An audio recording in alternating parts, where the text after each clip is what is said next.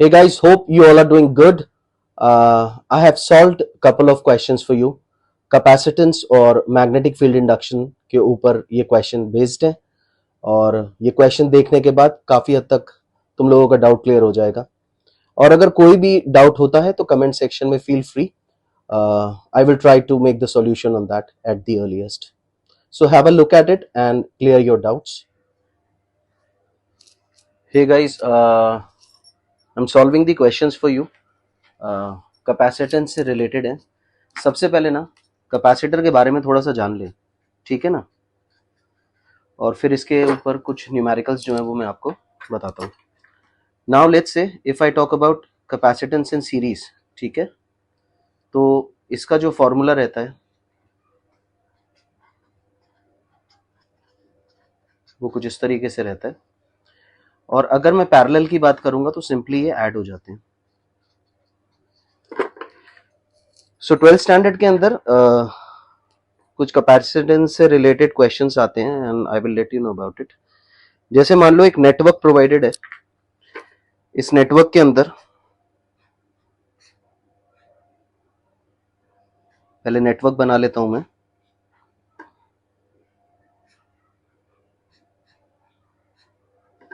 ये सब 5 माइक्रोफेरेड के हैं।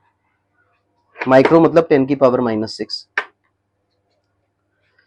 और ये बैटरी के साथ कनेक्टेड है एंड बैटरी इज 240 वोल्ट्स। अभी Q इज इक्वल टू होता है CV, पहली चीज। तो सबसे पहले क्वेश्चन में पूछ रहा है कि इसका कंबाइंड कैपेसिटेंस बताओ।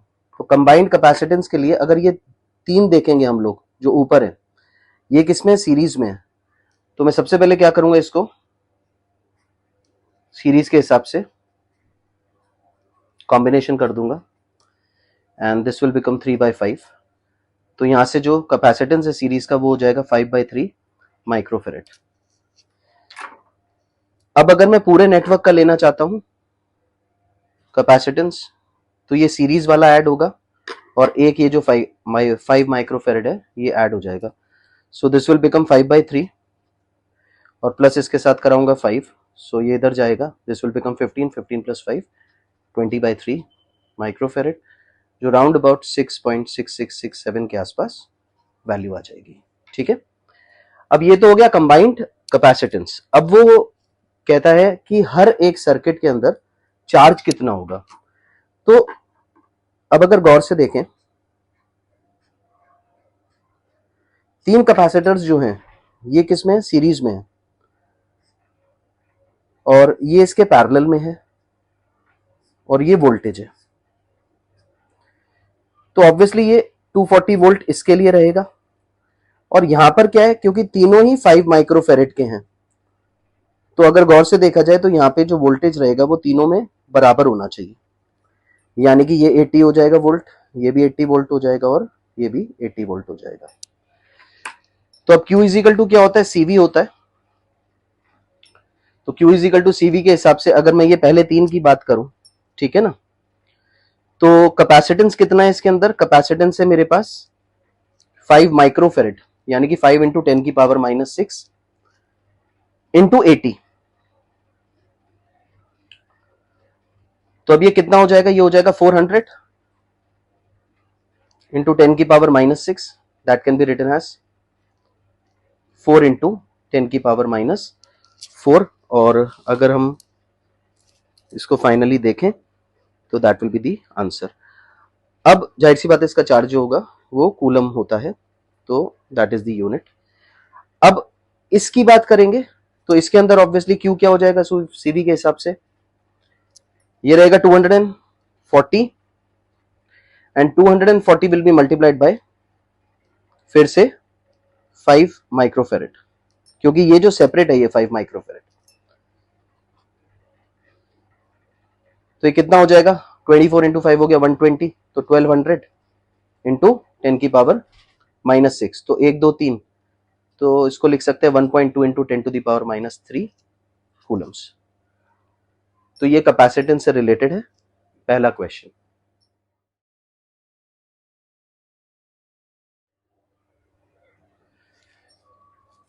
गाइस ये सेकंड क्वेश्चन है, question number 84। Magnetic field induction के ऊपर है और इसमें प्रोवाइडेड क्या है और निकालना क्या है पहले देख लेते हैं। ये ना दो वायर्स हैं यहाँ पर और ये ए बी प्रोवाइडेड है और ये दूसरी वायर है। इस वायर के अंदर करंट ऊपर जा रहा है और इसके अंदर करंट नीचे आ रहा है। ये जो एस प्रोवाइडेड है एक्चुअली में यही ए बी है विच इज 22 सेंटीमीटर और दोनों वायर्स के अंदर सेम करंट है विच इज 10 एम्पियर्स। ये वाली वैल्यू हमारे को ऑलरेडी पता है, म्यू नॉट अपॉन 4 पाई 10 की पावर -7 होती है।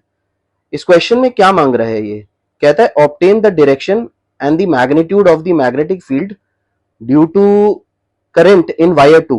तो जाहिर सी बात है ये वायर 2 है और ये वायर 1 है, तो वायर 2 की वजह से वायर 1 के ऊपर मैग्नेटिक फील्ड इंडक्शन क्या होगा।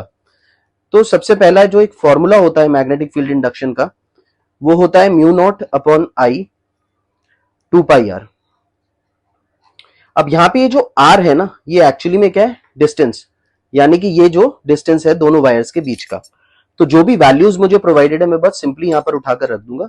तो म्यू नॉट का वैल्यू क्या हो जाएगा, म्यू नॉट का वैल्यू हो जाएगा 4 pi into 10 to the power -7। Current मुझे ऑलरेडी प्रोवाइडेड है वो है 10 एम्पियर अपॉन मैंने किया 2 पाई और इसके बाद मेरे को ये 8 mm प्रोवाइडेड है, करेक्ट है। तो मुझे mm का कन्वर्जन करना पड़ेगा और अगर मैं mm का कन्वर्जन करता हूं मीटर के अंदर तो दिस विल बिकम -3। तो अभी जो सारी यूनिट्स है वो क्या है, एसआई यूनिट्स है। यहाँ पे आर को मैंने यहाँ पर 8 mm लिया है। अब इसको जब मैं सॉल्व करूंगा जाहिर सी बात है तो मेरा जो फाइनल आंसर है वो क्या हो जाएगा 0.25 into 10 to the power -3 tesla. Tesla जो है ये मैग्नेटिक फील्ड इंडक्शन का यूनिट होता है और इसको मैं फर्दर चाहूं तो किस तरीके से लिख सकता हूं 2.5 इंटू 10 की पावर -4 टेस्ला। ये इसका फर्स्ट पार्ट हो गया, यानी कि इतना मैग्नेटिक फील्ड इंडक्शन इस वायर की वजह से इसके ऊपर लग रहा है। दूसरी चीज यहां पर क्या पूछता है, ये कहता है कि obtain the direction and the magnitude. हमने मैग्नीट्यूड तो निकाल लिया, अब अगर मैं डायरेक्शन की बात करूं कि डायरेक्शन क्या होगी मैग्नेटिक फील्ड की इसकी वजह से इस वायर के ऊपर, तो मैग्नेटिक फील्ड इंडक्शन की जब मैं बात करता हूं तो वायर 2 की बात कर रहा हूं, वायर 2 का वायर 1 के ऊपर। तो वायर 2 के अंदर करंट कहां है, नीचे की तरफ है। तो मैं right hand thumb rule use कर लेता हूं यहां पे। तो मैंने क्या करना है, मैंने राइट हैंड थंब रूल नीचे की तरफ कर दिया जहां करंट है। और अगर मैं ऐसा करता हूं और मैं अपने हाथ को अंदर की तरफ फोल्ड करता हूं कुछ इस तरीके से, ठीक है ना, तो इससे साफ पता लगता है कि जो मैग्नेटिक फील्ड है वो कहां है, अंदर की तरफ है, राइट, कुछ ऐसे घूमकर जा रही है अंदर की तरफ। Is that okay? तो मैग्नेटिक फील्ड इंडक्शन हमारे को यहाँ पे पता लग गया, हम लोगों को मैग्नीट्यूड पता लग गया और हम लोगों को यह भी पता लग गया कि डायरेक्शन क्या होगी। तो डायरेक्शन क्या होगी, इनटू द प्लेन पेपर। ये पहली बात हो गई। अब यहां पर दूसरे पार्ट में ये एक और चीज मांग रहा है हमसे, वो कह रहा है कि also obtain the magnitude and direction of force on wire 1। अब जाहिर सी बात है जब दो करंट की डायरेक्शंस अलग अलग हैं तो ऑब्वियसली इन दोनों वायर्स के बीच में कुछ ना कुछ फोर्स लग रहा होगा। तो वो ये चाह रहा है कि वायर 2 की वजह से वायर 1 के ऊपर क्या फोर्स लग रही है वो बताओ।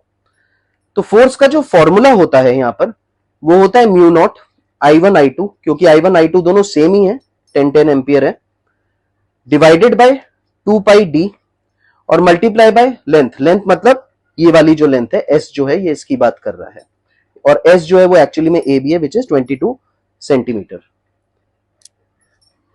अब मैंने क्या करना है, यहां पर उठाकर सारी वैल्यूज मैं लिख दूंगा।